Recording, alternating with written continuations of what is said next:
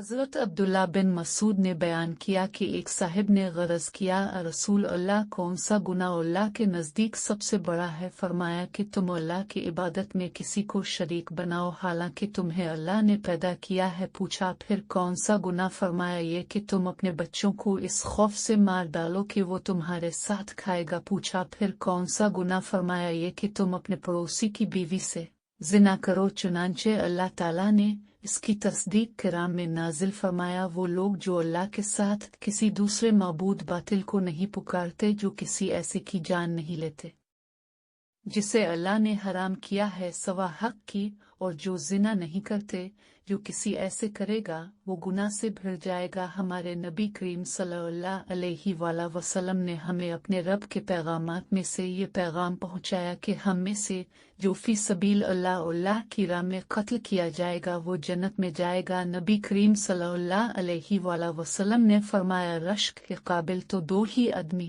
ہیں، ایک وہ جسے اللہ نے قرآن دیا وہ اس کی تلاوت رات دن کرتا رہتا ہے، دوسرا وہ جسے اللہ نے مال دیا ہو وہ اسے رات دن خرچ کرتا رہا۔